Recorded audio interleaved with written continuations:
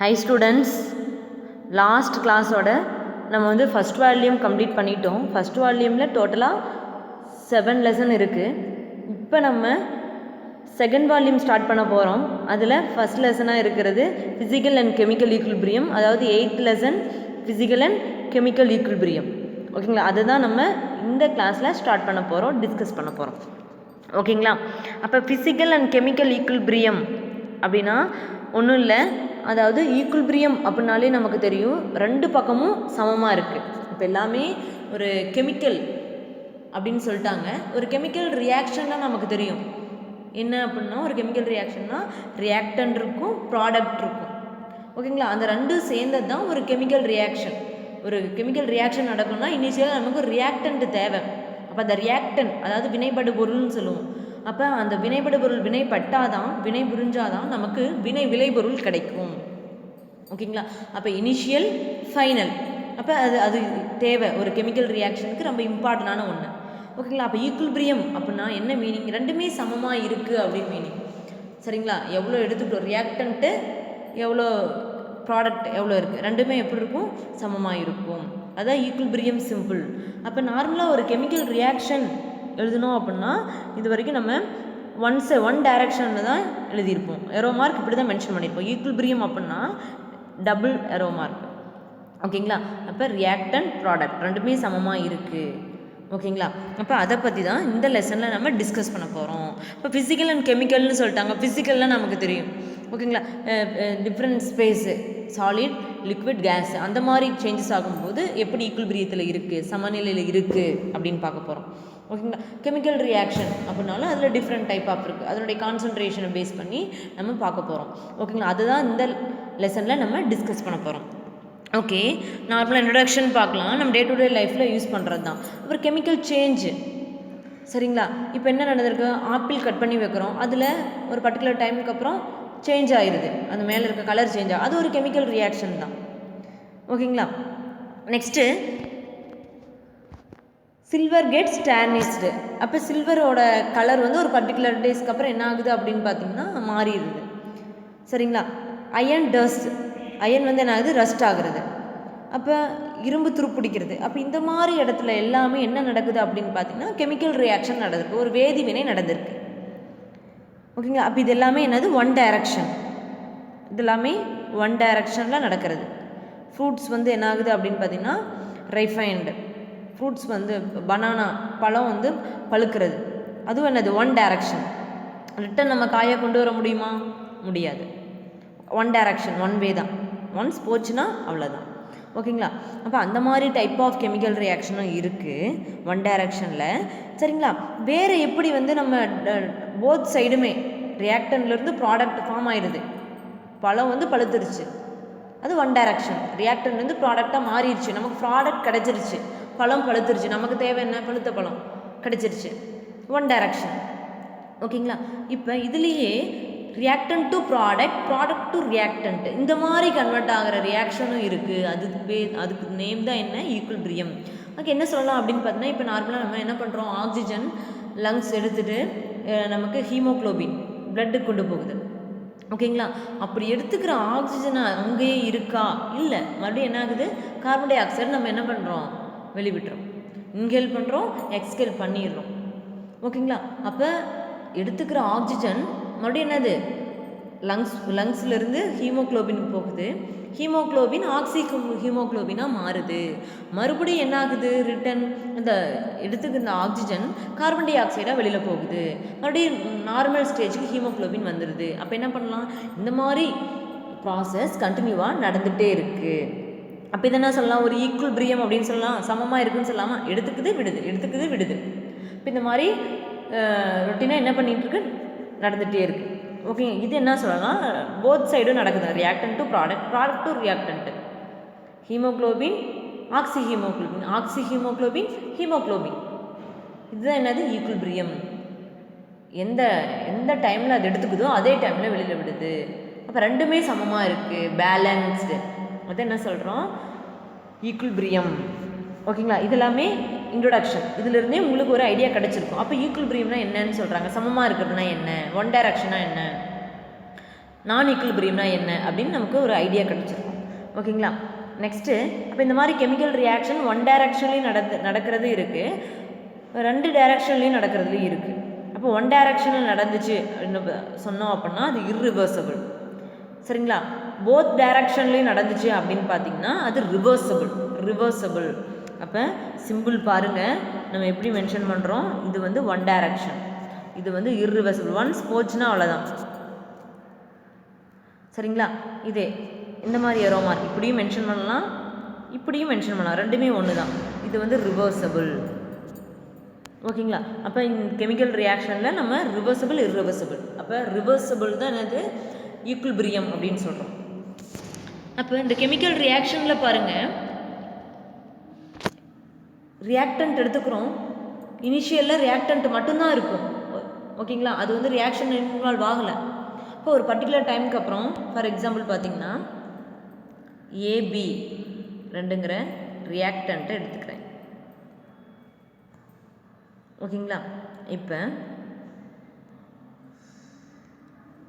CD அப்படிங்கிற இது வந்து ஒரு ப்ராடக்ட்டு. இப்போ இனிஷியலாக எடுத்து வச்சுருக்கோம், ஏபியும் ரியாக்ஷனும் இன்வால்வ் பண்ணலை, தனித்தனியாக எடுத்து வச்சுருக்கோம். இப்போ ஒரு பர்டிகுலர் டைமுக்கு அப்புறம் ஓகேங்களா நான் என்ன பண்ணியிருக்கேன், 2ஐயும் ஆட் பண்ணிட்டேன், மிக்ஸ் பண்ணிக்கிட்டேன். அப்போ மிக்ஸ் பண்ணிட்டேன் அப்படின்னா என்னவா கன்வெர்ட் ஆகும், C+Dயாக கன்வெர்ட் ஆகும். C+Dங்கிற ப்ராடக்ட் கன்வெர்ட் ஆகும். அப்போ என்ன பண்ணோம், A+B அதனுடைய கான்சன்ட்ரேஷன் என்ன ஆகுது, ஒரு பர்டிகுலர் டைமில் டிக்ரீஸ் ஆகுது. ஏன்னா இதனுடைய கான்சன்ட்ரேஷன் டிக்ரீஸ் ஆனாதான் நமக்கு என்ன கிடைக்கும், ப்ராடக்ட் கிடைக்கும், நமக்கு தேவையான ப்ராடக்ட் கிடைக்கும். ஏபிங்கிறது தன்னை அழிச்சுக்கிட்டாதான் ப்ராடக்ட் சிடிங்கிறது நமக்கு கிடைக்கும். அப்போ இது மறைஞ்சாதான், ஏபிங்கிறது மறைஞ்சாதான் சிங்கிறது நமக்கு உருவாகும். அப்போ இதனுடைய கான்சன்ட்ரேஷன் டிக்ரீஸ், ப்ராடக்டோட கான்சன்ட்ரேஷன் என்ன ஆகுது, இன்க்ரீஸ் ஆகுது. அப்போ இந்த மாதிரி தான் என்னது ஒரு கெமிக்கல் ரியாக்ஷன் நடக்குது. அப்போ என்ன பண்ணலாம், அட் த சேம் டைமில் சிடி ப்ராடக்டோட கான்சன்ட்ரேஷன் வந்து என்ன ஆகுது, இப்போ இந்த இடத்துல இன்க்ரீஸாக இருக்குது, இது டிக்ரீஸ் ஆயிடுச்சு. சரிங்களா. இப்போ நம்ம என்ன சொல்லியிருக்கேன், போத் டைரக்ஷனும் எப்படி இருக்கும், போத் டைரக்ஷன்லேயும் ஒரு கெமிக்கல் ரியாக்ஷன் ப்ரொசீட் ஆச்சு அப்படின்னா, நடந்துச்சு அப்படின்னா, இப்போ ரிட்டன் என்ன ஆகுது, ஃபார்ம் ஆன ப்ராடக்ட்டு ரிட்டன் இந்த ப்ராடக்டோட கான்சன்ட்ரேஷன் டிக்ரீஸ் ஆகிட்டு ரியாக்டன் சைடு இன்க்ரீஸ் பண்ணுது. அப்போ இந்த மாதிரி சைமல்டேனியஸாக ஒரு கெமிக்கல் ரியாக்ஷன் ரிவர்சபிள் அப்படிங்கிறது நடந்துக்கிட்டே இருக்கும். அப்போ ஒன்றுலேருந்து இன்னொன்று ஃபார்ம் ஆகுதுன்னா ஒன்னோட கான்சன்ட்ரேஷன் குறைஞ்சிடணும், அப்போ தான் அந்த சைடு மூவ் ஆகும். அப்போ இதனுடைய கான்சன்ட்ரேஷன் டிக்ரீஸ் ஆச்சுன்னா ஃபார்வர்ட் டைரக்ஷன் மூவ் ஆகுது. அப்போ டைரக்ஷன் நமக்கு தெரியணும். ஓகேங்களா. இது ரியாக்டன்ட், இது ப்ராடக்ட், நல்லா தெரிஞ்சுக்கோங்க, இதுதான் பேசிக். அப்போ இதனுடைய கான்சன்ட்ரேஷன் டிக்ரீஸ் ஆகுது. ஓகேங்களா. அப்போ இனிஷியலில் அதிகமாக இருக்குது, சரியா, ஃபார்ம் ஆகும்போது இது குறைஞ்சாதான் இந்த பக்கம் மூவ் ஆகும். ஓகேங்களா. இப்போ ஃபார்ம் ஆயிடுச்சு, இதனுடைய கான்சன்ட்ரேஷன் இன்க்ரீஸில் இருக்குது. இப்போ அதிகமாக இருந்துச்சு அப்படின்னு பார்த்தீங்கன்னா அடுத்து எந்த சைடு மூவ் ஆகும், இந்த side backward direction, forward direction, backward, சரிங்க, பேக்வேர்ட் டைரக்ஷன் மூவ் ஆகும். அப்போ இந்த சைடு மூவ் ஆகும்போது இதனுடைய கான்சன்ட்ரேஷன் அதிகமாக இருக்கிறது குறைஞ்சாதான் இந்த சைடு மூவ் ஆகும். அப்போ இந்த மாதிரி சைமல்டேனியஸாக எந்த டைமில் ரியாக்டன்ட் டு ப்ராடக்ட் போகுதோ அட் த சேம் டைமில் ப்ராடக்ட் டு ரியாக்டன்ட் கன்வெர்ட் ஆகுது. இதுதான் என்ன சொல்கிறோம், ரிவர்சபிள் ரியாக்ஷன் அப்படின்னு சொல்கிறோம். அப்போ இது வந்து என்னது, சைமல்டேனியஸாக நடந்துகிட்ருக்கோம். ஓகேங்களா. இப்போ ஃபார் எக்ஸாம்பிள் நம்ம பாடியில் எக்ஸாம்பிள்ஸ் ஆக்சிஜன் எப்படி எடுத்துக்குது வெளிப்படுது அப்படின்னு நம்ம ஒரு எக்ஸாம்பிள் பார்த்தோம், அதுதான் சேம். ஓகேங்களா. அப்போ என்ன சொல்கிறாங்கன்னா, the rate of the reverse reaction equal to the forward reaction indicate the state of equilibrium. அப்போ இந்த இடத்துல புதுசாக நீங்கள் என்ன வேர்ட் படிக்கிறீங்க அப்படின்னு பார்த்தீங்கன்னா ரேட். ரேட் அப்படின்னா என்ன அப்படின்னா ஒன்றும் இல்லை, ஸ்பீடு. சரிங்களா. ரேட் அப்படின்னா என்னது, ஸ்பீடு, எவ்வளோ டைமில் எவ்வளோ ஸ்பீடில் ஃபார்ம் ஆகுது. ஓகேங்களா.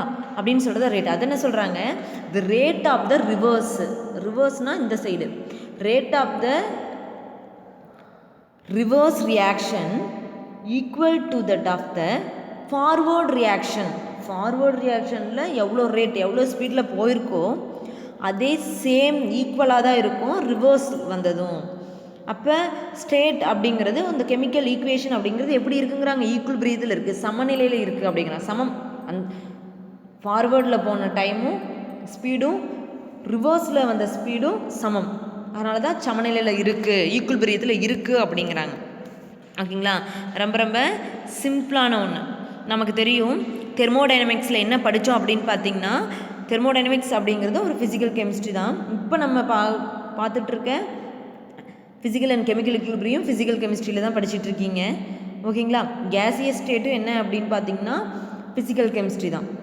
சரிங்களா? இப்போ இந்த ஃபிசிக்கல் கெமிஸ்ட்ரியில் இருக்க தெர்மோடைனமிக்ஸில் நம்ம என்ன படித்தோம் அப்படின்னு பார்த்திங்கன்னா, ஃபீசிபிலிட்டி, ஒரு ரியாக்ஷன் நடக்குமா நடக்காதா அப்படிங்கிறத நம்ம படித்தோம்.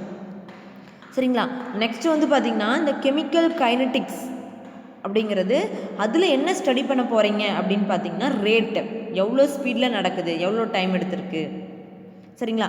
அந்த கெமிக்கல் கைனட்டிக்ஸ் அப்படிங்கிறது இங்கே கொடுக்கல, நமக்கு 11th 12th கொடுத்துருக்காங்க, அங்கே படிப்பீங்க.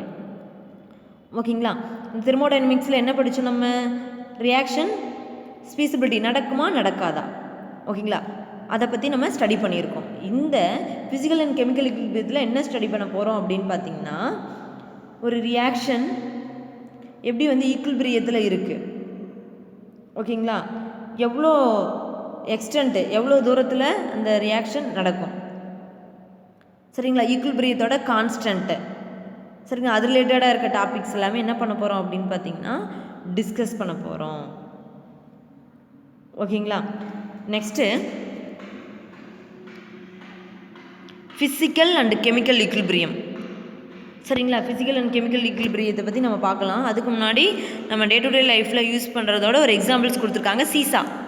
சீசா பாருங்கள், இங்கே 2 சைடுமே ஒரே கேஜியில் இருக்க மேன் வந்து என்ன பண்ணியிருக்காங்க, உட்காந்துருக்காங்க. இப்போ 2மே ஈக்குவல் வெயிட்டு. இவர் 50னா இவர் 50. தராசுக்கல் சமமாக நிறுத்துகிறோம் பார்த்தீங்களா? அதே மாதிரி தான். அப்போ என்ன பண்ணுறாங்க, இவரை வந்து என்ன எடுத்துக்கலாம், நம்ம ரியாக்டன்ட் எடுத்துக்கலாம், இவரை ப்ராடக்ட் எடுத்துக்கலாம். 2 பேருமே எப்படி இருக்காங்க, ஈக்குவல் வெயிட்டில் இருக்கனால பேலன்ஸ்டாக இருக்காங்க. அப்போ இது என்ன சொல்கிறோம், ஈக்குவல்பிரியங்கிறாங்க. another எக்ஸாம்பிள் டக் ஆஃப் வார். இப்போ டக் ஆஃப் வார், கயிறு இருக்கிற போட்டியெல்லாம் பார்த்தீங்க அப்படின்னு பார்த்தீங்கன்னா இந்த சைடு 10 அந்த சைடு 10 ஈக்குவல் வெயிட்டில் இருக்கவங்க இருந்தாங்க அப்படின்னு பார்த்தீங்கன்னா, ஓகேங்களா, அந்த கயிறு எப்படி இருக்கும், எந்த பக்கமும் போய் யாருமே விழாமல் பேலன்ஸ்டாக இருக்கும். இதெல்லாமே ஒரு சமநிலைக்கான எடுத்துக்காட்டு, ஈக்குவல்பிரியத்துக்கான ஒரு எக்ஸாம்பிள். ஓகேங்களா? நெக்ஸ்ட்டு ஃபிசிக்கல் ஈக்குவல்பிரியம் பார்க்க போகிறோம். ஃபிசிக்கல் ஈக்குவல்பிரியம் தெரியும், 1 state to another state, liquid to gas. சரிங்களா? சாலிட் டு லிக்விட், இந்த மாதிரி இருக்கிறது. அப்போ ஃபிசிக்கல் ஈக்குவல்பிரியம் பாருங்கள். இப்போ இந்த மாதிரி ஸ்டேட்டில் இருக்கும்போது சமமாக இருக்குங்கிறாங்க.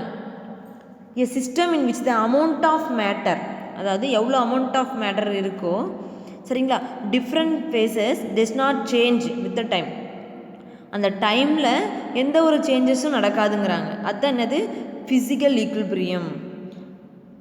சரிங்களா? அதை பற்றி தான் நம்ம இப்போ டிஸ்கஸ் பண்ண போகிறோம். அந்த டைமில் கரெக்டாக இருக்கும். ஓகேங்களா? எந்த ஒரு சேஞ்சஸும் நடக்காது. ரியாக்டன்ட் எப்படி இருக்கும் அதே மாதிரியே ப்ராடக்ட் இருக்கும். 2மே சமநிலையில் இருக்கும், சமமாக இருக்கும். சரிங்களா? அதை பற்றி நம்ம கீழே டிஸ்கஸ் பண்ணலாம். பாருங்கள், solid liquid equilibrium. Solid liquid equilibrium அப்படின்னா சாலிடு லிக்விடு எப்படி இருக்குது, ஈக்குவல்பிரியத்தில் சமமாக இருக்குங்கிறாங்க. ஒன்றும் இல்லை, அந்த நம்பர் ஆஃப் மோல்ஸ் எப்படி இருக்குது, ஈக்குவலாக இருக்குது. சரிங்களா? அதை பற்றி நம்ம டிஸ்கஸ் பண்ணலாம். பாருங்கள், நமக்கு தெரியும் 273 கெல்வின், அதாவது 0 டிகிரி செல்சியஸ்.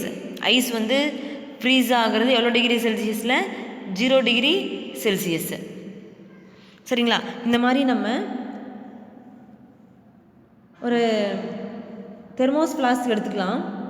சரிங்களா? தெர்மோஸ் ஃப்ளாஸ்க் வந்து நோ ஹீட் எக்ஸ்சேஞ்ச், அதில் வந்து ஹீட் எதுவுமே எக்ஸ்சேஞ்சு நடக்காது. அப்போ ஹீட் எக்ஸ்சேஞ்ச் நடக்காத போது ஐஸ் க்யூப் எப்படி இருக்கும், அப்படியே தான் இருக்கும். ஓகேங்களா? அதை எக்ஸாம்பிள் எடுத்துக்கலாம். அப்போ இந்த தெர்மோஸ் ஃப்ளாஸ்கில் ஐஸ் க்யூப் அண்ட் வாட்டர் எடுத்துக்கிறோம். இப்போ என்ன ஹெட்டிங் பார்த்துட்ருக்கோம், சாலிடு லிக்விடு இருக்க மாதிரி ஈக்குவல்பிரியம். ஐஸ் க்யூபும் வாட்டரும் ஒரு தெர்மோஸ் ஃப்ளாஸ்கில் எடுத்துக்கிறோம். 273 kelvin and 1 atmosphere pressure. 273 kelvin அப்படின்னா 0 டிகிரி செல்சியஸ் மீனிங். ஓகேங்களா? there will be no change in the mass ice and water. Ice and வாட்டரோட மாஸ் வந்து என்ன ஆகுது, எந்த ஒரு சேஞ்சஸும் இல்லை. ஏன்னா தெர்மோஸ் ஃப்ளாக்ஸ் இது வந்து என்ன ஆகுது அப்படின்னு பார்த்தீங்கன்னா நோ ஹீட் எக்ஸ்சேஞ்ச். ஹீட் வந்து என்ன பண்ணாது, எக்ஸ்சேஞ்ச் பண்ணாது. ஓகேங்களா? அப்போ அட் ஈக்குலிபிரியத்தில் பாருங்கள், rate of melting of ice, எந்த ஸ்பீடில் ஐஸ் வந்து மெல்ட் ஆகுது, ஓகேங்களா, equal to rate of freezing of water வந்து ஃப்ரீஸ் ஆகுது. சரிங்களா? அப்போ இந்த ரெண்டோட ஸ்பீடும் எப்படி இருக்குது, ஈக்குவலாக இருக்குங்கிறாங்க. சரிங்களா? அதுதான் என்ன சொல்கிறாங்க, solid liquid equilibrium. At the same டைமில் எந்த ஒரு சேஞ்சஸும் இல்லை, எந்த ஒரு மாற்றமும் இல்லை. அப்போ சாலிட், இது ஒரு ஐஸ் க்யூப், இது வந்து லிக்விடு, ரெண்டுமே ஈக்குவலாக இருக்குங்கிறாங்க. எந்த டிகிரி செல்சியஸில், 0 டிகிரி செல்சியஸ். அப்போ ரெண்டுமே சேம், இங்கேயும் 0 இங்கேயும் 0 டிகிரி செல்சியஸ். அப்போ ரெண்டுமே தெர்மோபிளாஸ்கில் இருக்குது, உள்ளுக்குள்ளார ஈக்குலிபிரியத்தில் இருக்குங்கிறாங்க. ஃபார் எக்ஸாம்பிள் பார்த்தீங்கன்னா சிம்பிள், இந்த மாதிரி ஒரு டேங்க் கண்டெய்னர் எடுத்துக்கலாம். நான் வாட்டரை ஃபில் பண்ணி வச்சுட்டேன், க்ளோஸ் பண்ணி வச்சுட்டோம். உள்ளுக்குள்ளார எப்படி இருக்குது, ரெண்டுமே கரெக்டான மீடியத்தில் ரெண்டுமே சமமாக இருக்குது. இதுதான் என்ன சொல்கிறாங்க, ஈக்குலிபிரியம் அப்படிங்கிறாங்க. சரிங்களா? Next liquid vapour equilibrium. லிக்விடும் வேப்பரும் ஈக்குலிபிரியத்தில் இருக்குது. இதே மாதிரி தான் ஒரு க்ளோஸ்டு சிஸ்டத்தில் எடுத்துக்கிறாங்க. சரிங்களா? லிக்விட் வேப்பர் ரெண்டுமே என்ன இருக்குது, சமமாக இருக்குங்கிறாங்க, பேலன்ஸ்டாக இருக்குது. அப்போ லிக்விடு வேப்பர்னு எடுத்துக்கும் போது என்ன சொல்லலாம் அப்படின்னு பார்த்தீங்கன்னா, சாலிட் லிக்விட் எடுத்துக்கும் போது 273 கெல்வின், 0 டிகிரி செல்சியஸ் பார்த்தோம். இப்போ லிக்விடு வேப்பர் பார்க்கும்போது லிக்விடு வேப்பராக மாறதுக்கு எவ்வளோ டிகிரி செல்சியஸ் தேவை, வாட்டர் பாயில் ஆகிறதுக்கு 100 டிகிரி செல்சியஸ். அந்த டிகிரி செல்சியஸை கூட 273 ஆட் பண்ணியிருக்காங்க. அதனால தான் இங்கே என்னது 373 கெல்வின் 1 அட்மாஸ்பியர் ப்ரெஷரில் க்ளோஸ்டு விசிலில் நடக்குது. இந்த மாதிரி க்ளோஸ் பண்ணி ஒரு கண்டெய்னரில் நம்ம லிக்விடை நம்ம ஹீட் பண்ணும்போது, பாயில் பண்ணும்போது வேப்பர் கிடைக்குது.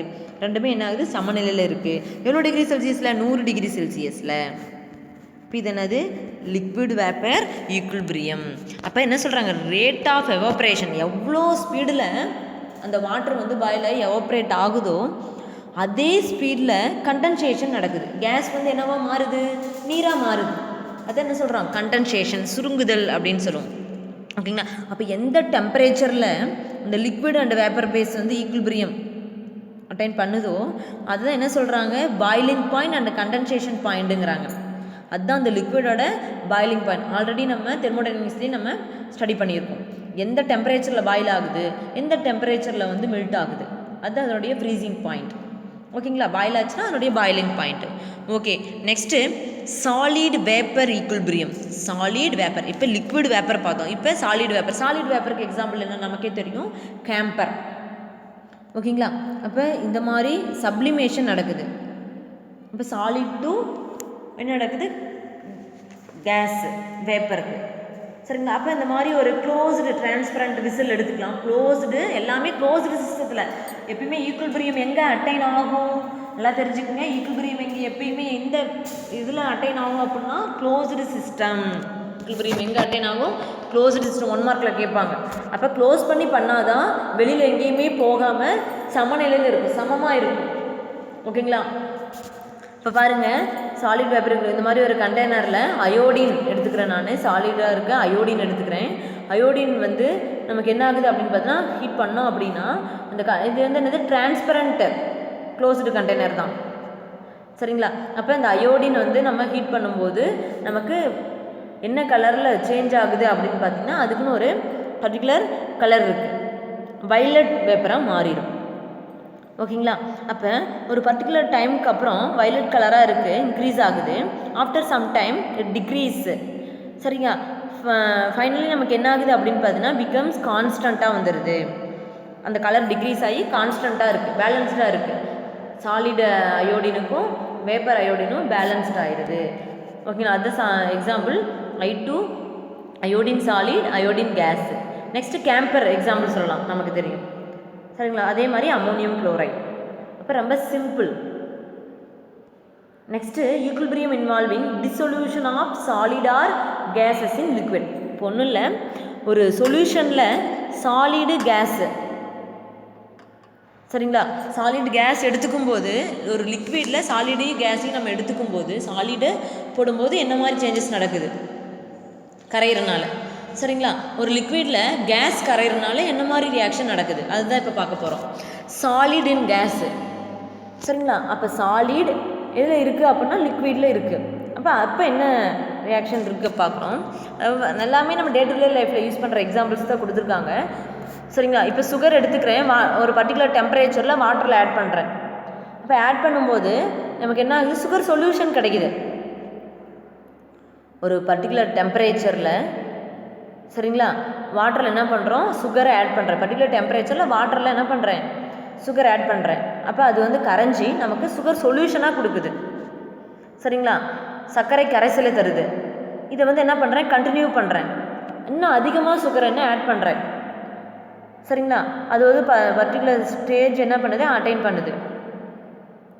சரிங்களா? அது அதனுடைய ஸ்டேஜ் வந்து அட்டன் பண்ண மாட்டி அதுக்கப்புறம் இன்னும் சுகரை நம்ம நிறைய ஆட் பண்ணும்போது அது ரிமைன் போட போட என்ன ஆகுது, அந்த சுகர் வந்து சாலிடாகவே தான் இருக்குது. சரிங்களா? அந்த ரிசல்ட்டிங் சொல்யூஷன் தான் என்ன சொல்கிறாங்க, சேச்சுரேட்டட் சொல்யூஷன். அது என்ன சொல்கிறாங்க, சேச்சுரேட்டட் சொல்யூஷன். அப்போ என்னது, ஒரு பர்டிகுலர் சுகர் சொல்யூஷன் ஃபார்ம் ஆயிடுச்சு. அந்த சொல்யூஷனோட இன்னும் எக்ஸஸாக நம்ம சுகர் வந்து கண்டினியூவாக நம்ம ஆட் பண்ண சரிங்களா அந்த ஸ்டேஜிலிருந்து அதிகமாக சுகர் ஆட் பண்ணும்போது இன்னும் கரையாமல் எப்படி இருக்குது அப்படின்னு பார்த்திங்கன்னா சாலிட் ஃபார்மில் அப்படியே இருக்குது. போட்ட சுகர் இன்னும் அப்படியே இருக்குது. சரிங்களா? அப்போ அந்த ரிசல்ட்டுக்கு என்ன சொல்கிறாங்க அப்படின்னு பார்த்தீங்கன்னா சேச்சுரேட்டட் சொல்யூஷன் அப்படிங்கிறாங்க. இப்போ இந்த டைம்லேயும் நமக்கு எப்படி இருக்குன்னா சாலிடும் அந்த சொல்யூஷனும் ரெண்டுக்குமே என்ன ஆகுது அப்படின்னு பார்த்தீங்கன்னா சேஞ்ச் ஆகிட்டே இருக்குது. ஈக்குலிபிரியத்தில் அட்டைன் பண்ணிடுச்சுங்கிறாங்க, சாலிட் டு சுகர் சொல்யூஷன். இப்போ ரேட் ஆஃப் டிசொல்யூஷன், இப்போ அந்த சொல்யூட் வந்து எவ்வளோ வேகத்தில் கரையுது, ஓகேங்களா, எவ்வளோ வேகத்தில் வந்து கிறிஸ்டலாக ஃபார்ம் ஆகுது, கரையுது, ஃபார்ம் ஆகுது.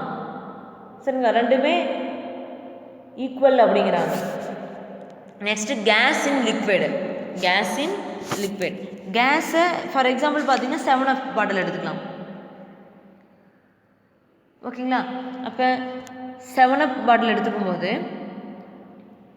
கார்பன் டை ஆக்சைடு வந்து என்னது, சோடா பாட்டில் எடுத்துக்கங்க, அதில் கார்பன் டை ஆக்சைடு வந்து டிசால்வ் பண்ணியிருக்கீங்க. பாட்டில் ஓப்பன் பண்ணும்போது நமக்கு என்ன ஆகுது அப்படின்னு பார்த்தீங்கன்னா வெளியில் அதாவது அந்த உள்ளே இருக்க கார்பன் டை ஆக்சைடு கேஸ் வெளியில் வந்துடும். சரிங்க, அது ஒரு எக்ஸாம்பிள் எடுத்துக்கோங்க. பாருங்கள், கேஸ் வந்து டிசால்வ் இன் லிக்விட் கிவன் ப்ரெஷரில் the equilibrium between gas molecule in gaseous state dissolve in liquid. அதாவது கேஸ் மாலிகுலும் அதில் கரைச்சிருக்க கேஸ் மாலிகுல் லிக்விட் ரெண்டுமே என்னது ஈக்குலிபிரியத்தில் இருக்குங்கிறாங்க. சரிங்களா? அதை ஓப்பன் பண்ணும்போது தான் கேஸ் மாலிகுல் வெளியில் வந்துடுது. உங்களுக்கே தெரியும், ஓப்பன் பண்ணும்போது நுரைத்து பொங்கும், அப்படி பொங்கி வரும். சரிங்களா? அப்போ carbon dioxide gas, carbon dioxide solution. இந்த carbon dioxide gas to solution அப்படிங்கிறது நம்ம எங்கே பார்ப்போம் அப்படின்னு பார்த்தீங்கன்னா ஹென்ரிஸ் லா. இதுக்கு அடுத்த லெசனில் இதை பற்றி நம்ம டிஸ்கஸ் பண்ண போகிறோம். ஓகேங்களா? Next chemical equilibrium similar to physical process. சரிங்களா? கெமிக்கல் ரியாக்ஷன் அப்படிங்கிறது ஃபிசிக்கல் ப்ராசஸில் எப்படியோ அப்படி தான். சரிங்களா? ஒரு பர்டிகுலர் டைமுக்கு அப்புறம் இந்த கெமிக்கல் ரியாக்ஷன் வந்து ஈக்குலிபிரியத்தை அட்டைன் பண்ணிடும். அதுதான் ரிவர்சபிள் ரியாக்ஷன் அப்படிங்கிறாங்க. பாருங்கள், இதை பேஸ் பண்ணி கிராஃப் கொடுத்துருக்காங்க. Simple reaction rate. ஒரு கெமிக்கல் ரியாக்ஷன் நடக்கும், A+B reactant, C+D product form ஆகும் ஒரு பர்டிகுலர் டைமில். ஓகேங்களா? அப்போ பர்டிகுலர் டைமுக்கு அப்புறம் ரெண்டுமே ஈக்குலிபிரியம் அட்டைன் பண்ணிடுதுங்கிறாங்க. ரெண்டு ஸ்பீடுமே சமமாகிடுது அப்படிங்கிறாங்க. இது ஃபார்ம் ஆகிற ஸ்பீடும் இது ஃபார்ம் ஆகிற ஸ்பீடும் சமமாகுது, அதனால் ஈக்குலிபிரியத்தை அட்டன் பண்ணுதுங்கிறாங்க. இது ஒரு கெமிக்கல் ரியாக்ஷன். இதை பேஸ் பண்ணி நம்ம பார்க்கலாம். பாருங்கள், கிராஃப் கொடுத்துருக்காங்க. ரியாக்ஷன் ரேட்டுக்கும் டைமுக்கும் கிராஃப் பிளாட் பண்ணியிருக்காங்க. எக்ஸ் ஆக்சிஸில் டைம் எடுத்துக்கிட்டாங்க, ஒய் ஆக்சிஸில் வந்து ரியாக்ஷன் ரேட்டு ஸ்பீடு எவ்வளோ வேகத்தில் நடந்திருக்கு. அப்போ டைமு ஸ்பீடு ரியாக்ஷன் ரேட்டு பார்க்கும்போது forward reaction reverse reaction rate ரெண்டுமே ஈக்குவல் ரேட்டில் இருக்குது. சரிங்களா? இதனுடைய டைம் ரிவர்ஸோட டைமு ஃபார்வேர்ட் டைமு ரெண்டுமே ஒரு பர்டிகுலர் டைமுக்கு அப்புறம் என்னது ஈக்குவல் ரேட்டில் இருக்குது, ஈக்குவல் ஸ்பீடில் இருக்குது. அதுதான் ஈக்குலிபிரியம் அட்டைன் பண்ணிடுச்சு அப்படிங்கிற மீனிங். ஓகே, அடுத்து கிராஃப் வச்சு கான்சன்ட்ரேஷனுக்கும் டைமுக்கும் கிராஃப் பிளாட் பண்ணியிருக்காங்க. பாருங்கள், கான்சன்ட்ரேஷன் நமக்கு தெரியும், A+B அப்படிங்கிற ரியாக்டன்ட்டு, C+D ப்ராடக்ட்டு. அப்போ இனிஷியலில் ரியாக்டன்ட் இருக்குது, இதனுடைய கான்சன்ட்ரேஷன் ஏபியும் மறைஞ்சாதான் டிஸ்அப்பியர் ஆனால் தான் நமக்கு என்ன அப்பியர் ஆகும், சிடி அப்பியர் ஆகும். அப்போ இதனுடைய கான்சன்ட்ரேஷன் டிக்ரீஸ் ஆகணும். இப்போ இதனுடைய கான்சன்ட்ரேஷன் இனிஷியலாக அதிகமாக இருக்கும். இப்போ அதிகமாக இருக்கும்போது ஃபார்வேர்டு, ஓகேங்களா, இப்போ ஃபார்வேர்டு நடக்குது, ஃபார்வேர்டு போகுது, முன்னோக்கி போகணும் அப்படின்னு பார்த்திங்கன்னா இதனுடைய கான்சன்ட்ரேஷன் குறையும். இனிஷியல் அதிகமாக இருக்குது, ரியாக்ஷன் நடக்கும்போது குறைஞ்சிருது, குறைஞ்சாதான் ஃபார்வர்ட் டைரக்ஷன் போய் ப்ராடக்ட் கிடைக்குது C+D. அப்போ கான்சன்ட்ரேஷன் டைம் எடுத்துக்கும் போது ஒரு பர்டிகுலர் டைமில் கான்சன்ட்ரேஷன் ரியாக்டன்ட்டோட கான்சன்ட்ரேஷன் என்ன ஆகுது, குறையுது.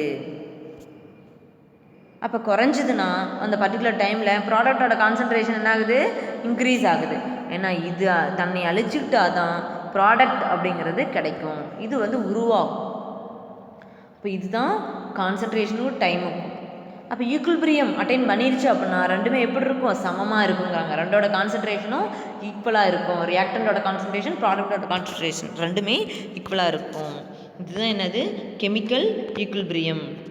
Next dynamic nature of equilibrium. Simple, நமக்கு தெரியும் டைனமிக் நேச்சர் அப்படின்னா கண்டினியூவாக சைமல்டேனியஸாக நடந்துகிட்ருக்குது. Reactant to product, product to reactant, இந்த மாதிரி கண்டினியூவாக நடந்துகிட்டே இருக்கும். சரிங்களா, அந்த ஒரு பர்டிகுலர் டைமில் எந்த ஒரு சேஞ்சஸ்ஸு, ரியாக்டண்டோட கான்சன்ட்ரேஷன், ப்ராடக்டோட கான்சன்ட்ரேஷன் எந்த ஒரு சேஞ்சஸுமே இருக்காது, கான்ஸ்டண்ட்டாக இருக்கும்.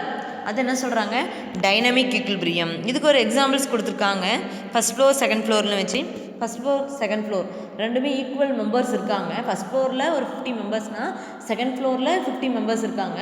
இப்போ அந்த 50 மெம்பர்ஸ் ஃபஸ்ட் ஃப்ளோருக்கு வராங்க, இந்த ஃபஸ்ட் ஃப்ளோரில் இருக்கவங்க செகண்ட் ஃப்ளோருக்கு, இந்த மாதிரி மாறி மாறி போயிட்டே இருக்காங்க. இந்த மாதிரி அப்போ ரியாக்ஷன் அப்படிங்கிறது கண்டினியூவாக நடந்துகிட்டே இருக்குது. இது ஒரு டைனமிக் நேச்சர் ஆஃப் ஈக்குவல்பிரியம் அப்படிங்கிறாங்க. ஓகேவா, இதெல்லாம் ஒரு எக்ஸாம்பிளுக்கு தான். இப்போ பாருங்கள், ரொம்ப ரொம்ப important question, dynamic equilibrium book back question. Chemical reaction which are reversible do not cease when equilibrium is attained. ஓகேங்களா, இது என்னது அப்படின்னு பார்த்தீங்கன்னா கெமிக்கல் ரியாக்ஷன் அப்படிங்கிறது ஒரு ஈக்குவல்பிரியம், சமநிலையில் இருக்குங்கிறாங்க.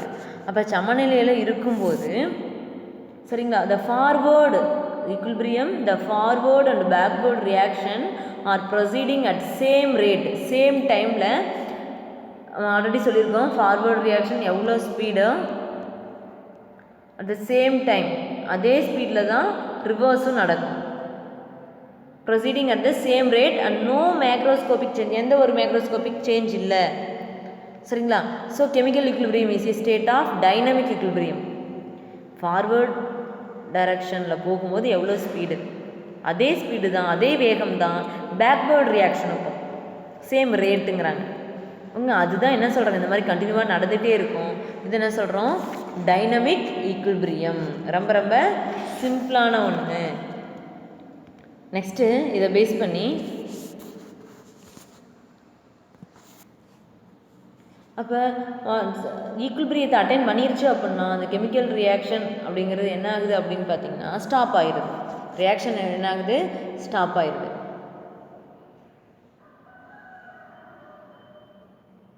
அப்போ என்ன சொல்கிறாங்க அப்படின்னு பார்த்தீங்கன்னா நமக்கு என்ன ஆகுது, அப்போ ஸ்டாப் ஆயிடுச்சு அப்படின்னு பார்த்தீங்கன்னா நமக்கு ஒரு ப்ராடக்ட், தேவையான ப்ராடக்ட் கிடச்சிரும். அப்போ இந்த மாதிரி ஈக்குவல்பிரியம் நடந்துச்சு அப்படின்னு பார்த்தீங்கன்னா ஈல்டு அதிகமாக இருக்கும். ஈல்டு எப்படி இருக்கும், அதிகமாக இருக்கும். அப்போ கெமிக்கல் ரியாக்ஷன் அப்படின்னு எடுத்துக்கிட்டிங்க அப்படின்னு பார்த்தீங்கன்னா ரிவர்சபிள். அப்போ ரிவர்சபிள் ஈக்குவல்பிரியத்தை அட்டைன் பண்ணாலும் நமக்கு என்ன ஆகுது அப்படின்னு பார்த்தீங்கன்னா நிற்கிறதில்ல, இந்த மாதிரி கண்டினியூவாக நடந்துகிட்டு இருக்குது. அந்த மாதிரி ரியாக்ஷன் தான் என்ன சொல்கிறாங்க, டைனமிக் ஈக்குவல்பிரியம். அது என்ன சொல்கிறாங்க, டைனமிக் ஈக்குவல்பிரியம். இப்போ இந்த ரியாக்ஷன் ஸ்டாப் ஆயிடுச்சு அப்படின்னு பார்த்தீங்கன்னா ப்ராடக்ட் நமக்கு கிடச்சிருச்சு. ஓகேங்களா, ஒரு சில கெமிக்கல் ரியாக்ஷன் பார்த்தீங்க அப்படின்னு பார்த்தீங்கன்னா ஈக்குவல்பிரியத்தை அட்டைன் பண்ண வாட்டியும் ஓகேங்களா ரிவர்சிபிள் நடந்துகிட்டே இருக்குது, கண்டினியூவாக ஒர்க் பண்ணிகிட்டே இருக்குது, ஒர்க் கண்டினியூவாக நடந்துகிட்ருக்கு. அது என்ன சொல்கிறாங்க, dynamic equilibrium.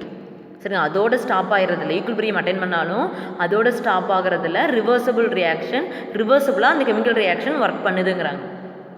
For example H2I2 gas phase 2HI. சரிங்களா, நெக்ஸ்ட்டு ஹோமோஜீனியஸ் அண்ட் ஹெட்ரோஜீனியஸ்.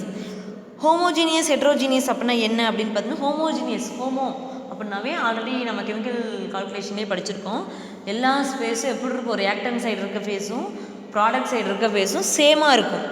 இதுதான் ஹோமோஜீனியஸ் ஈக்குலிபிரியம். ரியாக்டன்ட்டோட ஸ்பேஸு, ப்ராடக்டோட ஸ்பேஸு. ஃபார் எக்ஸாம்பிள் H2I2 பாருங்கள் கேஸ் பேஸில் இருக்குது ரியாக்டன்ட் சைடில், ப்ராடக்ட் சைடில் பாருங்கள் HI கேஸ் பேஸில் இருக்குது. ஓகேங்களா? அப்போ இதுதான் என்ன சொல்கிறாங்க அப்படின்னு பார்த்தீங்கன்னா ஹோமோஜீனியஸ் ஈக்குலிபிரியம். நெக்ஸ்ட் ஹெட்ரோஜீனியஸ் நமக்கு தெரியும், நிறைய எக்ஸாம்பிள்ஸ் கொடுத்துருக்காங்க பார்த்துக்குங்க.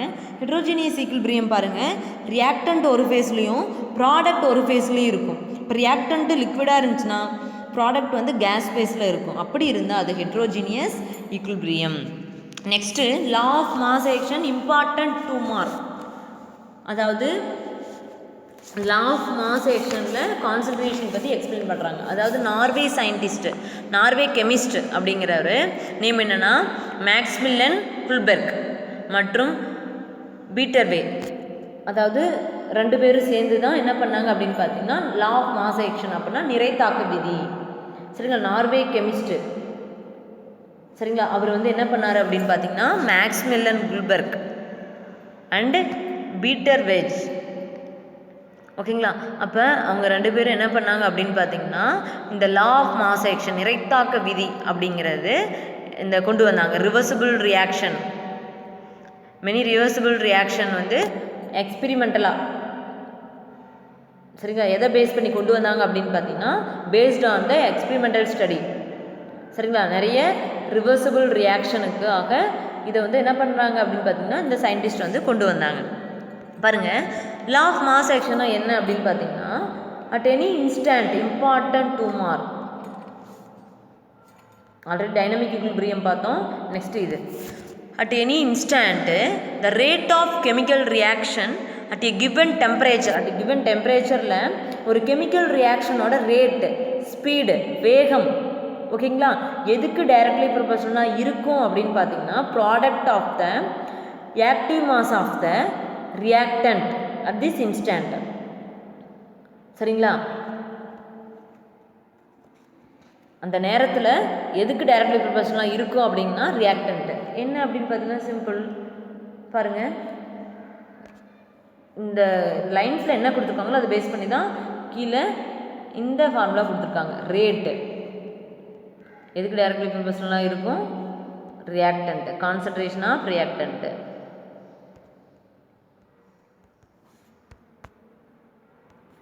அப்போ எப்படி சொல்லலாம் அப்படின்னு பார்த்தீங்கன்னா A+B எடுத்துக்கிறோம்.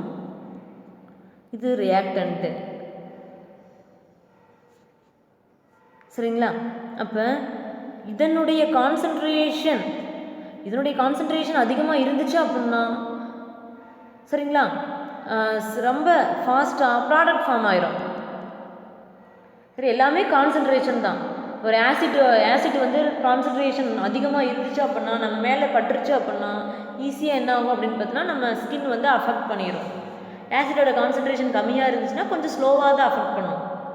அப்போ டைம் இருக்குங்களா? உடனே கான்சன்ட்ரேஷன் அதிகமாக இருந்தால் உடனே அஃபெக்ட் பண்ணிடும் ஸ்கின்னு. கான்சன்ட்ரேஷன் கம்மியாக இருந்துச்சு அப்படின்னா கொஞ்சம் டைம் எடுத்துக்கும். அப்போ ஸ்பீடு, வேகம் அப்படிங்கிறது அந்த இடத்துல எதை டிபெண்ட் பண்ணியிருக்கு? கான்சன்ட்ரேஷன் டிபெண்ட் பண்ணியிருக்கு.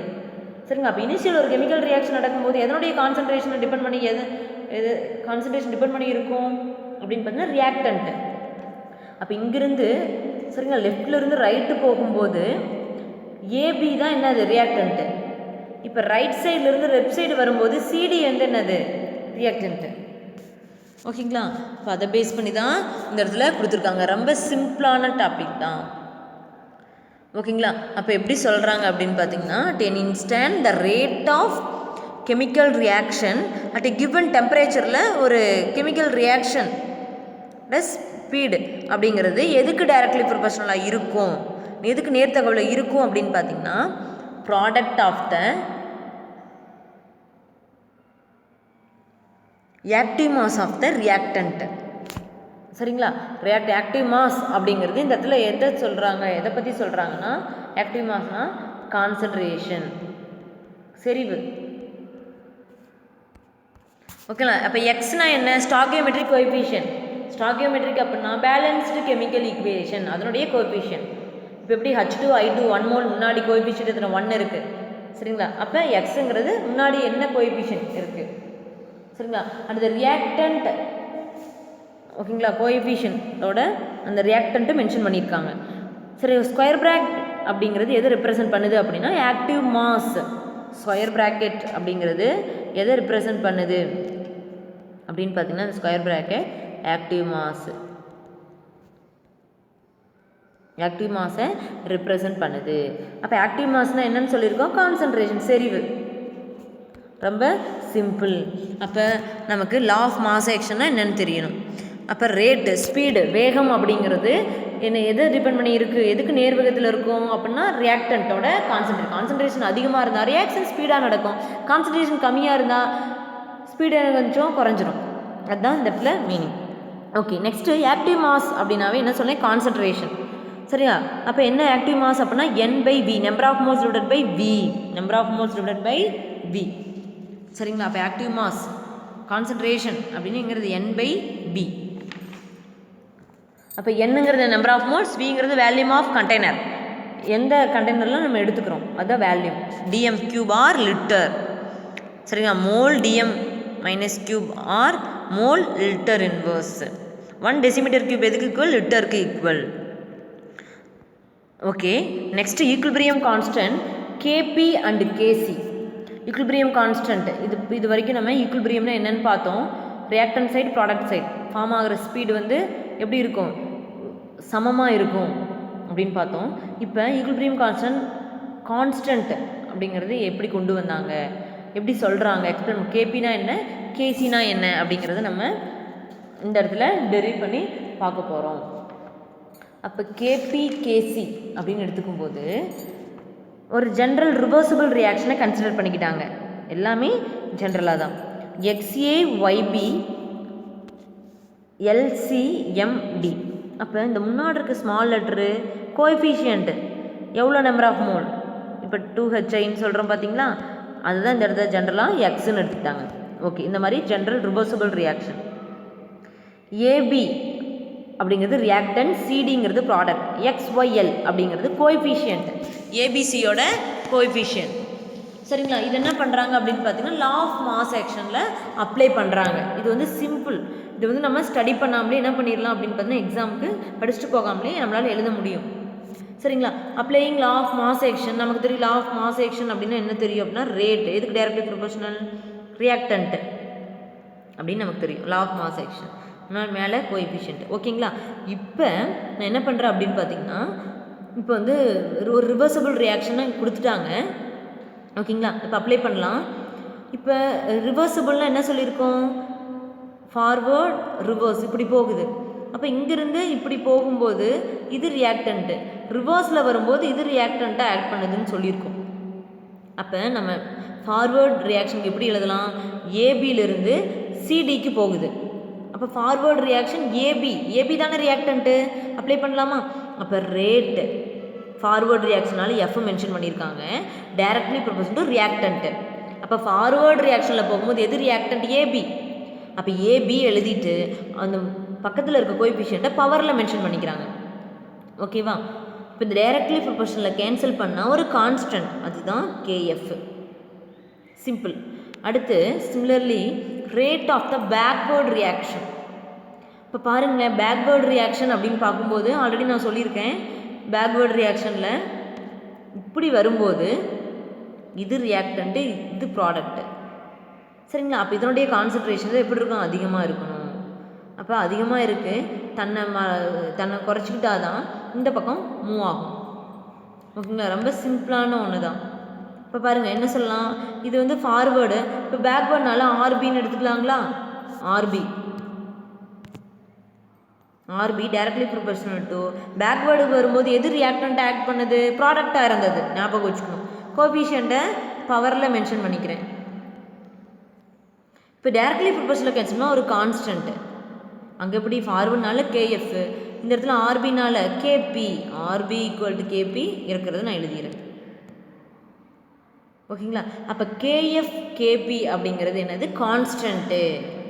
ஓகேங்களா, அட் ஈக்குலிபிரியம் அடுத்த ஸ்டெப்பில் என்ன பண்ணுறோம், அட் ஈக்குலிபிரியம் அப்ளை பண்ணுறோம். அப்போ என்ன சொல்லலாம், ரேட் ஆஃப் ஃபார்வர்ட் ரியாக்ஷனும் ஃபார்வர்ட் ரியாக்ஷனில் போன ஸ்பீடும் ரிவர்ஸில் பேக்வேர்டில் வந்த ஸ்பீடும் சமமாக இருக்கும்.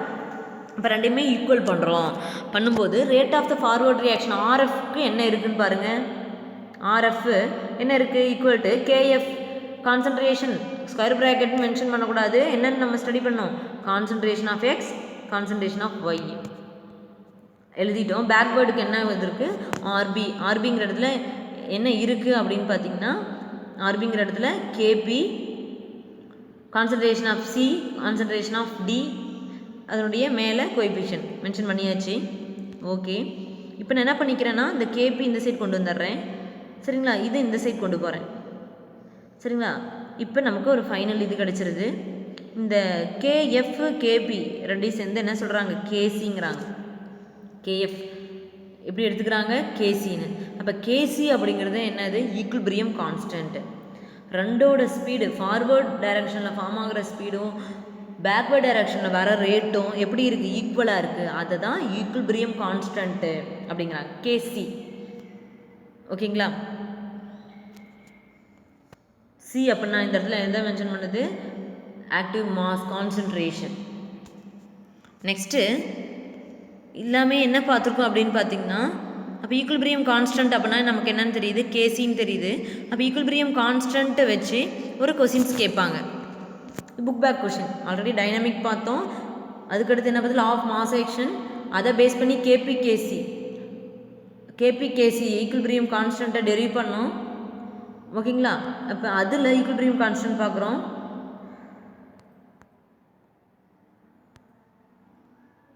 ஈக்குலிபிரியம் கான்ஸ்டன்ட் கேசிங்கிறத நம்ம கொண்டு வந்துட்டோம். ஓகேங்களா, அப்போ கேசினா என்ன அப்படிங்கிற ஒரு லைன்ஸில் கொடுத்துருக்காங்க. அப்போ அங்கே ரொம்ப ரொம்ப இம்பார்ட்டண்டான ஒன்று. இது வந்து important 2 mark equilibrium constant. Okay, at given temperature எல்லாமே கிவன் டெம்பரேச்சரில் தான். The ratio of product of active mass of reaction இங்கே என்ன கொடுத்துருக்காங்க? கேசி அப்படிங்கிறது நம்ம என்ன டெரிவ் பண்ணி வச்சுருக்கோம்?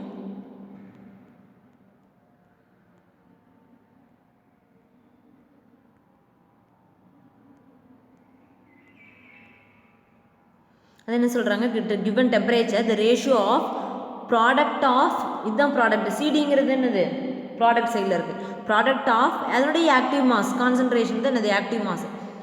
Active mass of the reaction product raised to the respective stoichiometric coefficient in the balanced chemical equation, and that reactance is a constant. இது என்ன known as equilibrium constant. ஒன்றும் இல்லை, கேசி அப்படின்னா ஈக்குலிபிரியத்தில் இருக்குது. ஃபார்வர்ட் டைரக்ஷனில் போகிற ஸ்பீடும் ரிவர்ஸில் வர ஸ்பீடும் சமமாக இருக்குது. சரிங்களா, இது கேசி எப்படி ரேட் பண்ணணும்? ப்ராடக்ட்டு அதனுடைய ஆக்டிவ் மாஸ் ஸ்கொயர் ப்ராக்கெட்டை மென்ஷன் பண்ணணும். கோஎஃபிஷியன்ட்லாம் பவரில் மென்ஷன் பண்ணணும். Divided by reactant. இப்படி தான் கேசியை ரைட் பண்ணணும். எப்பயுமே ப்ராடக்ட் டிவைடட் பை ரியாக்டன்ட் தான்.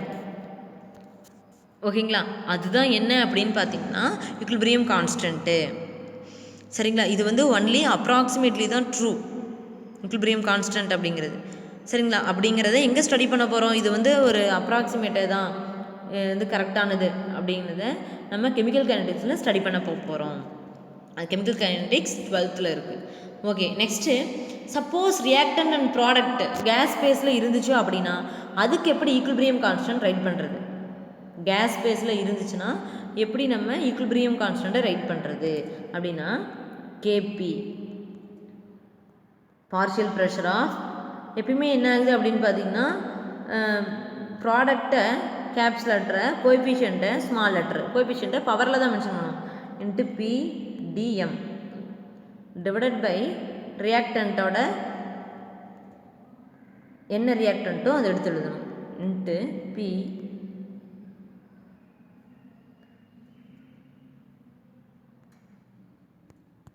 ஓகேங்களா.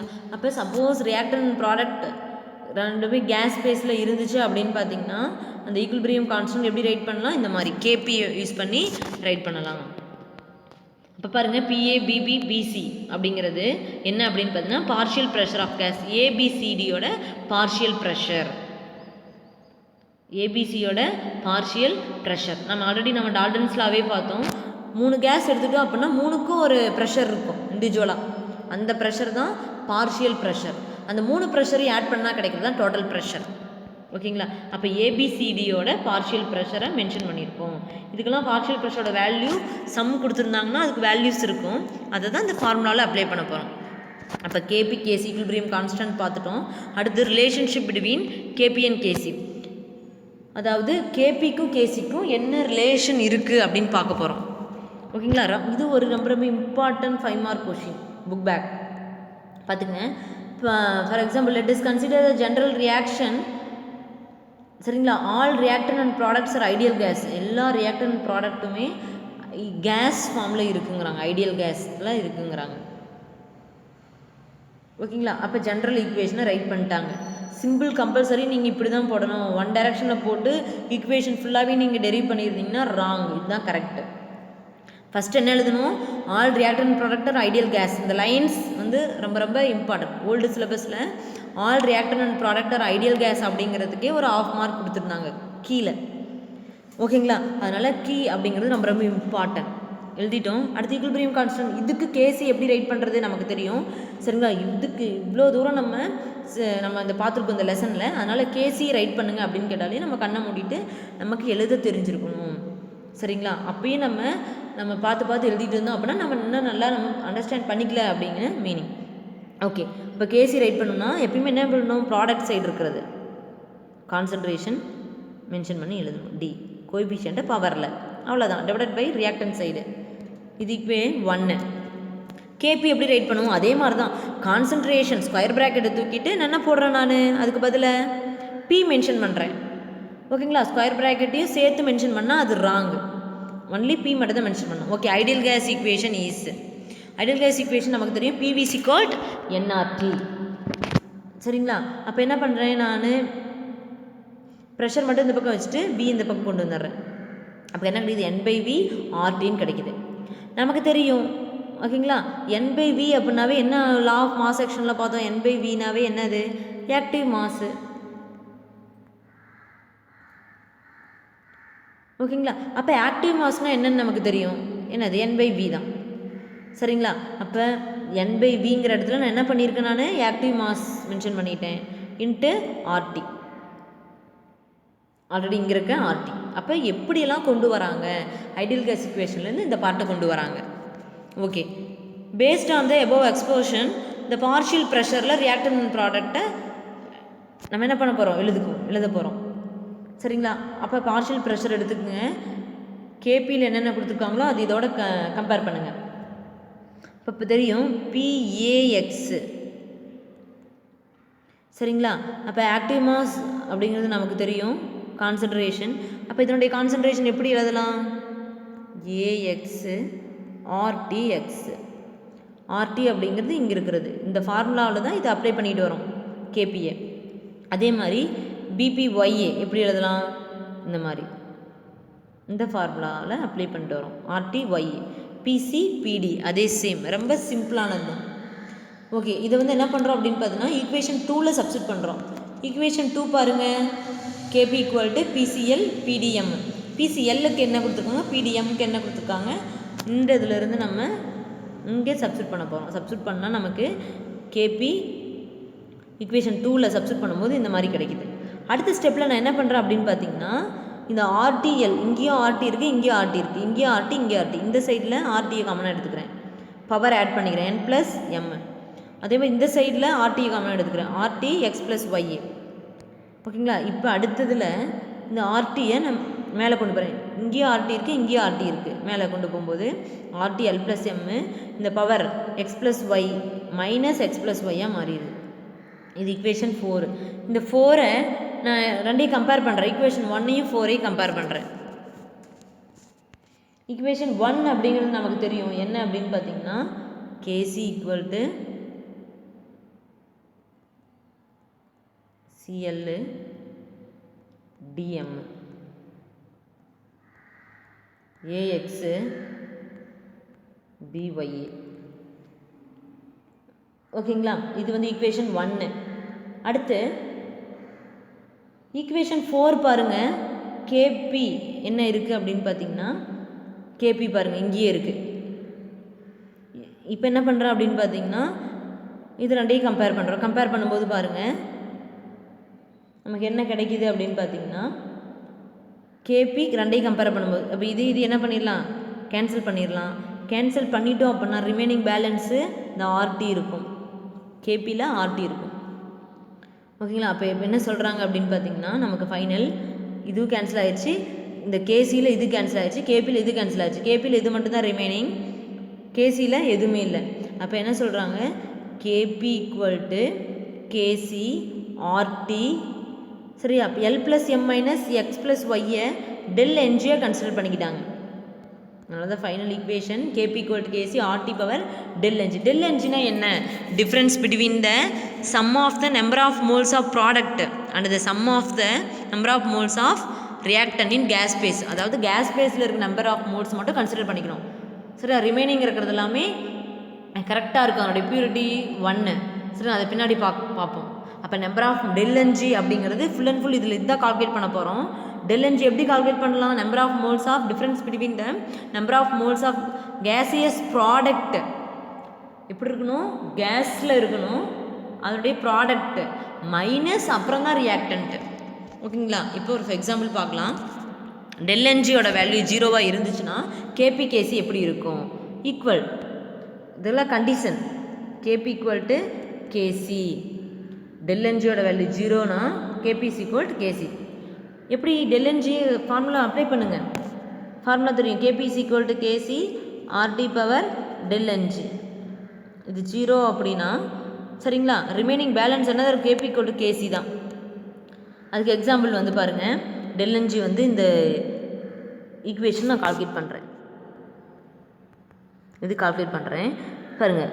என்ன சொல்லியிருக்கோம், டெல் என்ஜினா number of moles of gaseous product, moles அப்படிங்கிறது முன்னாடி இருக்கிறது கோஎஃபிஷியன்ட் எத்தனை இருக்குது, 2 இருக்குது. ப்ராடக்ட் சைடு எத்தனை இருக்குது, 2 இருக்குது. மைனஸ் ரியாக்டன் சைடு எத்தனை இருக்குது, இங்கே 1 இங்கே 1, 2, 0. Kp equal to kc. அதே மாதிரி தான் இங்கே சிம்பிள்.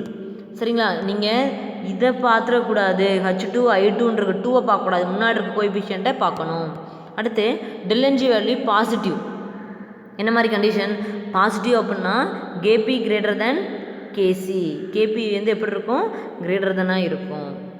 சரிங்களா. அப்போ பாசிட்டிவ் ஞாபகம் வச்சுக்கோங்க, அதனால் கேபி வந்து அதிகமாக இருக்கும்னு ஞாபகம் வச்சுக்கோங்க.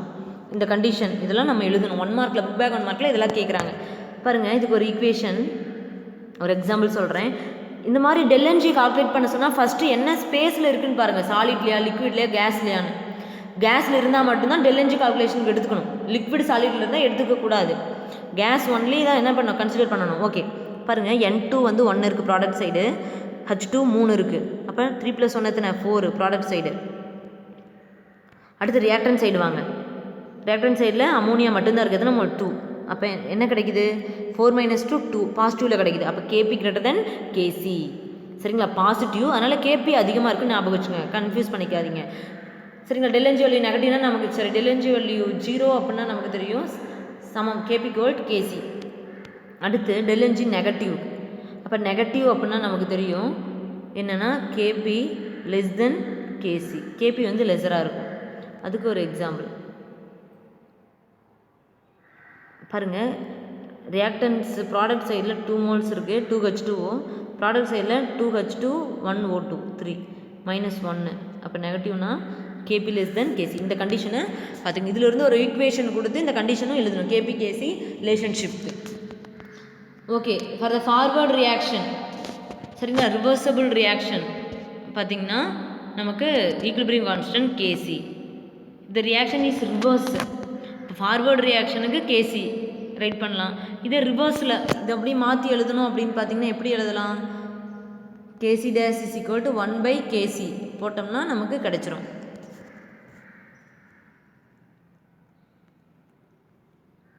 அடுத்து ஏபி பிசி சிடி ஏடி பாருங்கள்.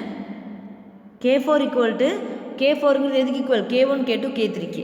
இப்போ K1 K2 K3யை என்ன பண்ணுறேன் அப்படின்னு பார்த்தீங்கன்னா ஈக்குலிபிரியம் கான்ஸ்டன்ட்டை மென்ஷன் பண்ணி எழுதுறேன். K1க்கு எழுதுகிறேன், இதுக்கு ப்ராடக்ட் டிவைடட் பை ரியாக்டன்ட்டு. K2க்கு நான் ரைட் பண்ணுறேன் சிபி. K3க்கு நான் ரைட் பண்ணுறேன் டிசி.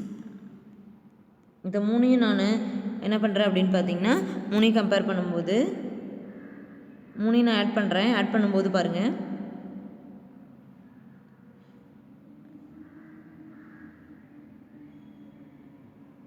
இங்கே பி இருக்குது K2ல், K1ல் பி இருக்குது, கேன்சல் பண்ணிட்டேன். K2ல் சி இருக்குது, K3ல் சி இருக்குது, கேன்சல் பண்ணிட்டேன். ரிமைனிங் நமக்கு என்ன தான் இருக்குது? டி ஏ தான் இருக்குது. சரிங்களா? அப்போ நான் K4 நான் எப்படி எழுதுவேன்? ஈக்குலிபிரியம் கான்ஸ்டன்ட் மென்ஷன் பண்ணி கான்சன்ட்ரேஷன் D டிவைடட் பை ஏ. அப்போ K4 கிடச்சிருச்சு. இதை கேன்சல் பண்ணனால K4 கிடச்சிருச்சு. Okay, next equilibrium constant for heterogeneous equilibrium. Heterogeneous equilibrium நமக்கு தெரியும், ரியாக்டன்ட் ப்ராடக்ட் டிஃப்ரெண்ட் ஸ்பேஸில் இருக்கும். பாருங்கள், கால்சியம் கார்பனேட்டுங்கிற ஒரு சாலிடு, கால்சியம் ஆக்சைடு அப்படிங்கிறது solid, carbon dioxide gas. இதுக்கு ஈக்குலிபிரியம் கான்ஸ்டன்ட் KC ரைட் பண்ணிட்டோம். Product divided by reactant. பாருங்கள், இந்த இடத்துல a pure solid always has same concentration at given டெம்பரேச்சரில். பியூர் சாலிடு எப்படி இருக்குன்னா அதனுடைய கான்சன்ட்ரேஷன் அப்படிங்கிறது சேமாக இருக்குங்கிறாங்க. Does not expand fill it container. கண்டெய்னரில் ஃபில் பண்ணும்போது அதுக்கு எவ்வளோ வேல்யூ ஆக்குபை பண்ணியிருக்கு, எக்ஸ்பேண்ட் ஆகாது, மீளாது அப்படிங்கிறாங்க. சேம் நம்பர் ஆஃப் மோல்ஸ் இருக்குங்கிறாங்க. ஓகேங்களா? நெக்ஸ்ட்டு அதனால தான் என்ன சொல்கிறாங்க, concentration of pure solid is a constant. ஓகேங்களா? நம்பர் ஆஃப் மோல்ஸ் எப்படி இருக்கும், கான்ஸ்டண்ட்டாக இருக்குங்கிறாங்க, சேமாக இருக்குங்கிறாங்க. அப்போ KC அப்படின்னு பார்க்கும்போது கார்பன் டை ஆக்சைடை மட்டும்தான் எடுத்துக்கிட்டாங்க. ஓகேங்களா? ஏன்னா இதனுடைய வேல்யூ எல்லாமே என்ன ஆகுது, purity, same concentration, pure solid always same கான்சன்ட்ரேஷன்ட்டாங்க. சரிங்களா? அதனால் கான்ஸ்டன்ட்டுன்ட்டாங்க. அதனால் என்ன எடுத்துக்கிட்டாங்க, ஒன்லி கேஸை மட்டும் எடுத்துக்கிட்டாங்க. இப்போ KC ரைட் பண்ணும்போது இந்த மாதிரி தான் நம்ம எழுதணும். KPக்கு கான்சன்ட்ரேஷனுக்கு பதிலாக ப்ரெஷரை மென்ஷன் பண்ணி எழுதலாம். அப்போ என்ன சொல்கிறாங்க, equilibrium constant for the above reaction depends only the concentration of carbon dioxide. அப்போ ஈக்குலிபிரியம் கான்ஸ்டன்ட் எதை மட்டும் டிபெண்ட் பண்ணி இருக்குது, எதனுடைய கான்சன்ட்ரேஷன் மட்டும் டிபெண்ட் பண்ணி இருக்குது, கார்பன் டை ஆக்சைடு. ரிமைனிங் இதை டிபெண்ட் பண்ணி இல்லை. சரியா? நெக்ஸ்ட்டு இதே மாதிரி similarly active mass concentration of the pure liquid does not change at given temperature. அதனால் பியூர் லிக்விடுக்கு சரிங்களா அதனுடைய கான்சன்ட்ரேஷனும் கான்ஸ்டன்ட்டு. அதனால தான் கேஸ்க்கு மட்டும் நம்ம எடுத்துக்கிறோம். பாருங்கள், carbon dioxide gas, H2O liquid, H plus aqueous, கார்பனேட்டுங்கிறது அக்வஸ். இதுக்கு KC எப்படி ரைட் பண்ணலாம், H2O வந்து லிக்விடு, பியூர் லிக்விடு. அதனால் KC எப்படி எக்ஸ்பிரேட் பண்ணலாம் அப்படின்னு பார்த்தீங்கன்னா, பியூர் லிக்விடாக இருந்து பியூர் லிக்விட் பியூர் சாலிடாக இருந்துச்சு அப்படின்னு பார்த்தீங்கன்னா அதனுடைய கான்சன்ட்ரேஷன் எல்லாமே என்ன சேம் அப்படிங்கிறாங்க.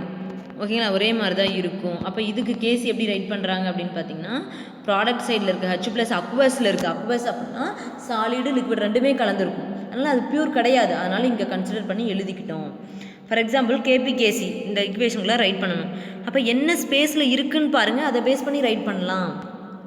இது எல்லாமே கேஸா, அப்போ ப்ராடக்ட் ஆஸ் யூஷுவல் என்ன கொடுத்துருக்காங்களோ, ரியாக்டன் என்ன கொடுத்துருக்காங்களோ அதனால் ரைட் பண்ணிக்கலாம்.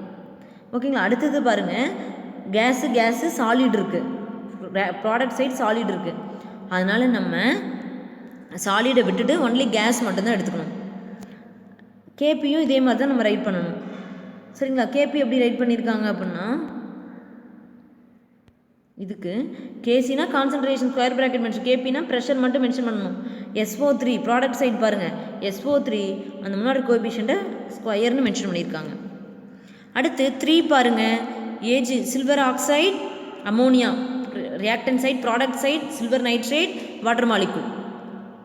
சரிங்களா? இந்த இடத்துல நம்ம என்ன மட்டும் எடுத்துக்கிறோம், லிக்விடு, பியூர் லிக்விடு, பியூர் சாலிடை நம்ம விட்டுறோம்.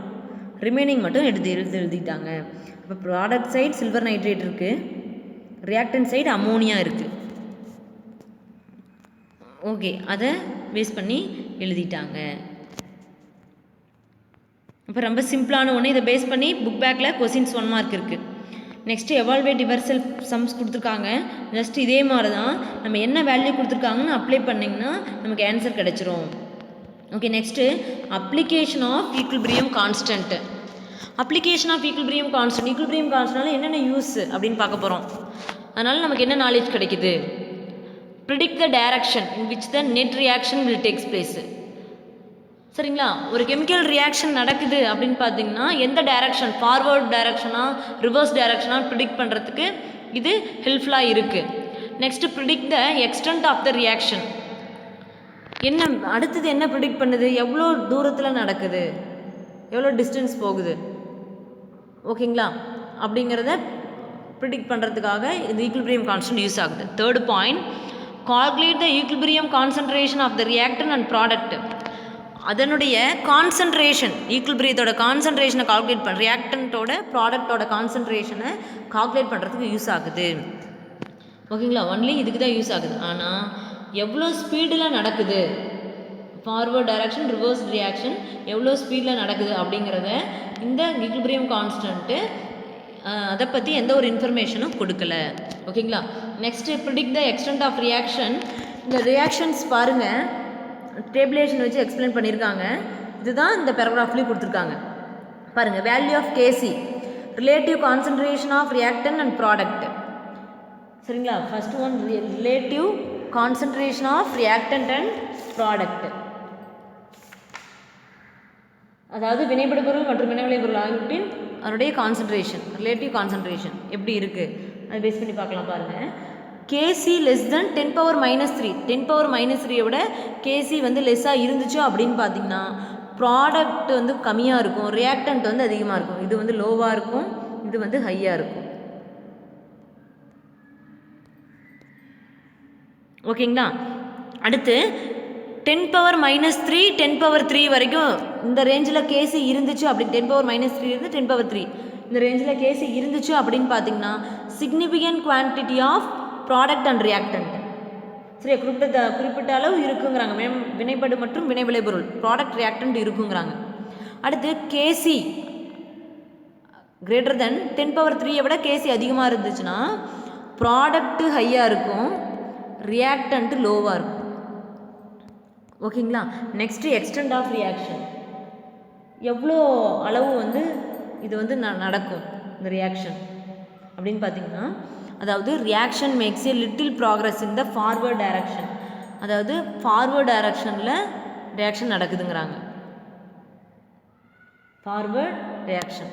அப்போ ஏன் அப்படி ஃபார்வர்ட் டைரக்ஷன் அப்படின்னா ரியாக்டன்ட் வந்து அதிகமாக இருக்குது, ப்ராடக்ட்டு கம்மியாக இருக்குது, ரியாக்டன்ட்ஸ் அதிகமாக இருக்குது, ப்ராடக்ட் கம்மியாக இருக்குது, அப்போ ஃபார்வர்ட் டைரக்ஷனுங்கிறாங்க, ஓகேங்களா. நெக்ஸ்ட்டு 10⁻³ 3ல் பாருங்கள், both forward and backward reaction make significant process, சரிங்களா. 10⁻³ to 10⁻³ என்ன நடக்குது, ஃபார்வேர்டும் நடக்குது, ரிவர்ஸும் நடக்குதுங்கிறாங்க, சரிங்களா. அடுத்து K C greater than 10⁻³ reaction nearly goes to completion, அதாவது என்ன சொல்கிறாங்க, ப்ராடக்ட் அதிகமாக இருக்குது, அப்போ reaction nearly goes to the complete ஆயிடுச்சுங்கிறாங்க, ஓகேங்களா. Next prediction, reverse reaction is favoured, reverse reaction is favoured, prediction ஒரு கணிப்பு, சரிங்களா. அதனால் என்ன சொல்கிறாங்க, பின்னோக்கி வினைக்கு சாதகம் அப்படிங்கிறாங்க. ஏன்னா ப்ராடக்ட் எப்படி இருக்குங்கிறாங்க, கம்மி, ரியாக்டன்ட் அதிகமாக இருக்குங்கிறாங்க. அப்படின்னு பார்க்கும்போது A+B C+D, அப்போ இதனுடைய கான்சன்ட்ரேஷன் குறைஞ்சிருந்தா தான் இதனுடைய கான்சன்ட்ரேஷன் அதிகமாக இருக்கும். அதனால் அவங்களுக்கு ஒரு ப்ரிடிக்ஷன் என்ன பண்ணுறாங்க, ரிவர்ஸ் டைரக்ஷனுங்கிறாங்க, சரிங்களா. அடுத்து இந்த 10⁻³ 10⁻³ என்ன சொல்கிறாங்க, நெய்தர் ஃபார்வர்ட் நார் ரிவர்ஸ் ரியாக்ஷன் ப்ரிடாமினேட், அப்போ முன்னோக்கு வினை பின்னோக்கு வினை, சரிங்களா, அது ப்ரிடாமினேட் அப்படின்னு கொடுத்துருக்காங்க. Next forward reaction is favoured, KC greater than 10⁻³ forward reaction is favour அப்படிங்கிறாங்க. இதெல்லாமே என்னுடைய condition. Next decomposition of water at 500 kelvin,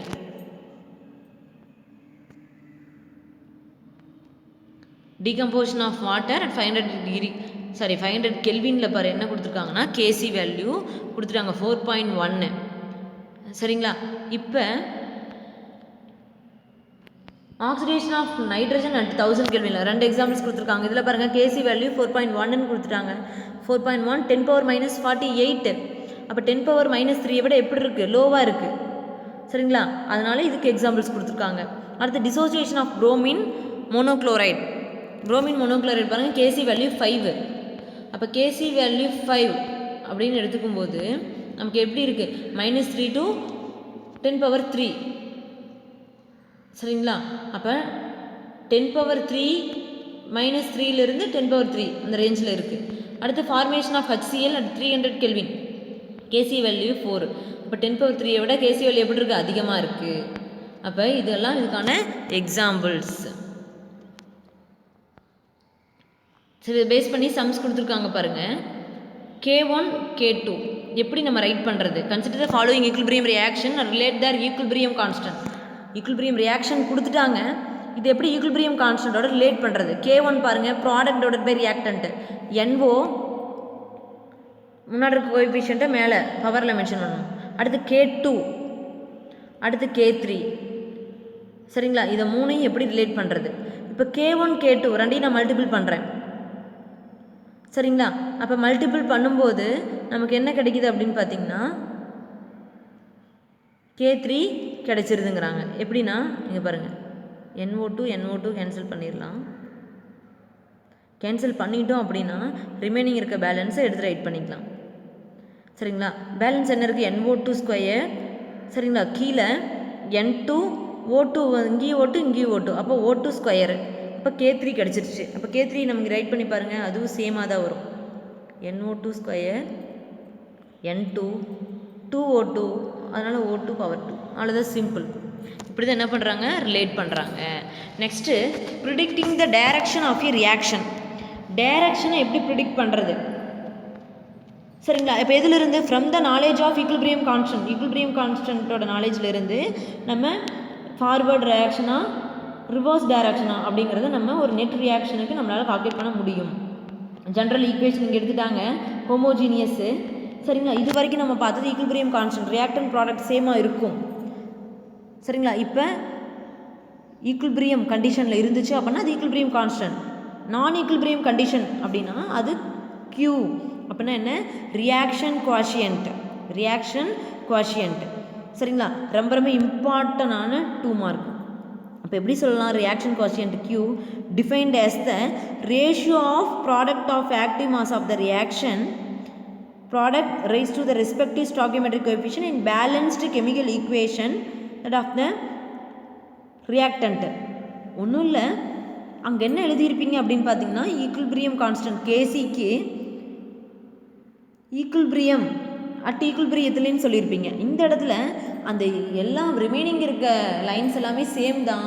எதை மட்டும் தான் சேஞ்ச் பண்ணுறீங்க? நான் ஈக்குலிபிரியம், ஈக்குலிபிரியத்தை தூக்கிட்டு நான் ஈக்குலிபிரியம், அவ்வளோதான். அதுதான் ரியாக்ஷன் குவாஷியன்ட் அண்டர் நான் ஈக்குலிபிரியம் கண்டிஷனில் நடக்குது.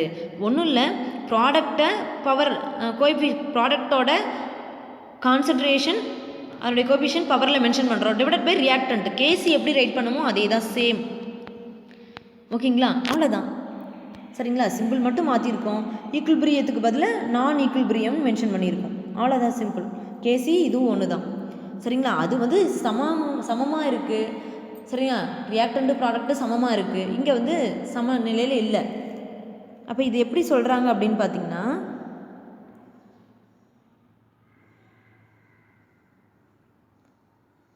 the reaction proceeds, there is a continuous change in the concentration of reactant and product and also the Q value until the reaction reach the equilibrium.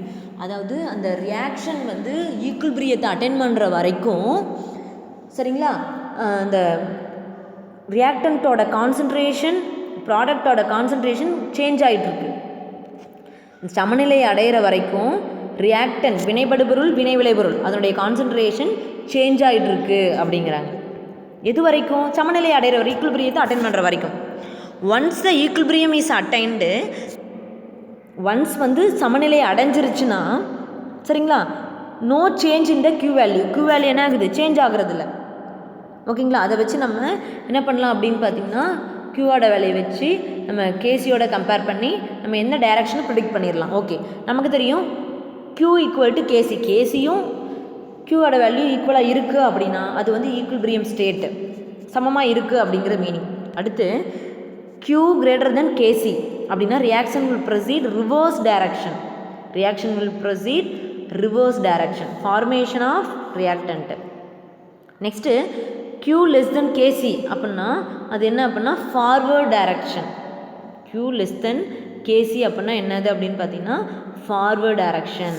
இப்போ இந்த மாதிரி நம்ம ஒரு கண்டெய்னர் வச்சுக்கலாம், இல்லை எங்கள் ஹோலு, சரிங்களா, வாட்டர் வந்து இங்கே அதிகமாக இருக்குது, சரி, இங்கே கம்மியாக இருக்குது. அப்போ எங்கேருந்து எங்கே மூவ் ஆகும்? சரிங்களா, இது வந்து லெஃப்ட் சைடு, இது right side. Left to right தான் மூவ் ஆகும். அப்போ இது ஃபார்வேர்டு.